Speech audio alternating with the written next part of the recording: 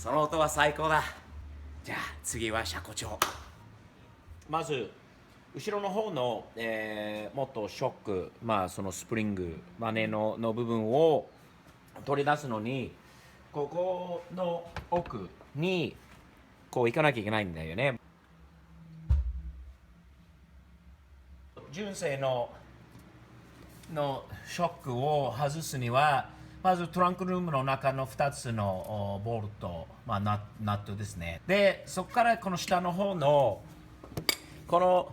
コントロールアームというんですかね、後ろのこのアームなんですけど、ここにあるそのショック用のボルト、それ以外もね、これを下ろさないとなかなかこれ取り出せないので、こちらのこのスウェーバー、のボルトも外す。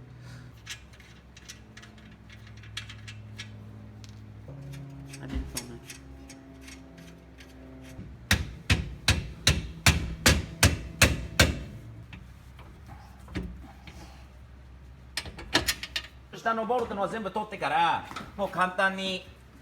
これが下がってくるんで、そこでちょっと押して、でここから取り出せますね。よし、こういうものです。純正のものはこの純正のものをこのものに変えていくと。短いよね、もうすでにさ。車庫帳を入れてから下のさっき外したボルトをまた止めることですよね。止めてボルトも止めますね。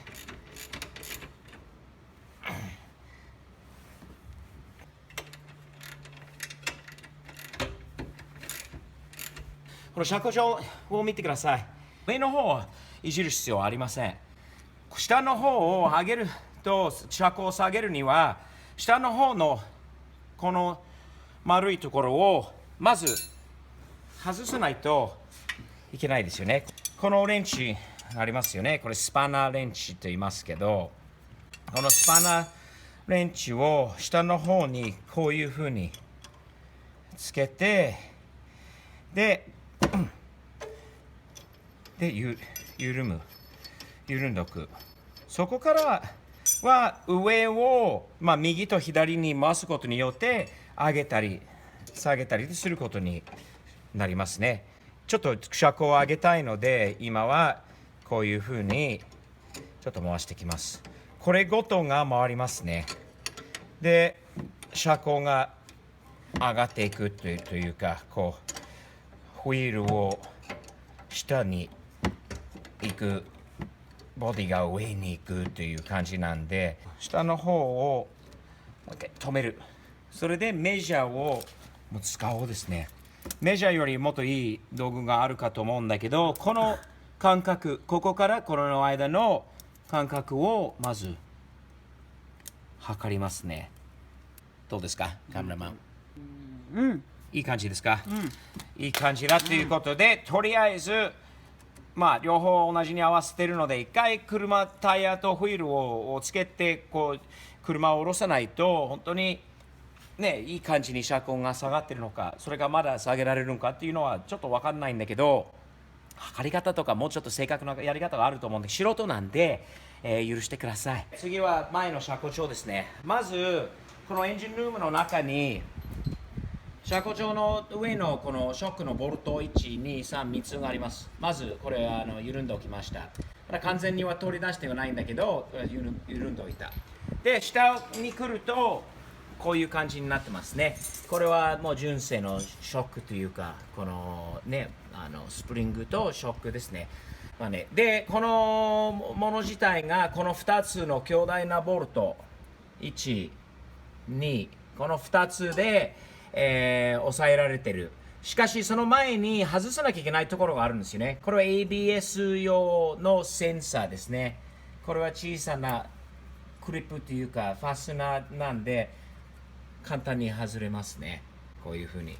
で、こちらはブレーキのホースなんで、このボルトもあるので、これを外さないといけないです。結構硬い。まだこの車は1年しか経ってないので、あとアメリカ、こっちのロサンゼルスであんまりもう雪とかああいう降ることはないので、ボルトがそんなに錆びてではないんだけど、日本の場合、2、3年特に経った車だったら、これは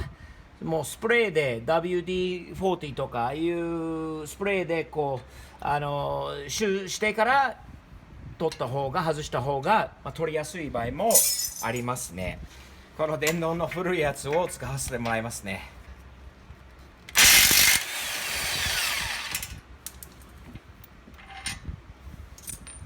と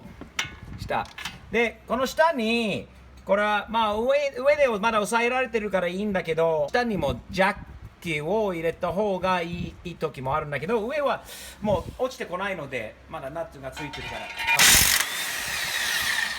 ね、それ取れるともうすぐに外れるので、やっぱりジャッキを使った方がいいですね。上げておけばもっと簡単に抑えられるというか、落ちてこないですよね。上の3つを外して、あと1個がこのボルトが残ってますね。下のボルトが軽く叩いておけば、多少硬くても出てくるんで、2つのボルトを外した後、もう下の方が押せるし、ちょっと下に押して、ごめんなさいね、私もこれは本当に2回目にやってることなので力を入れすぎちゃってブーが出ちゃった。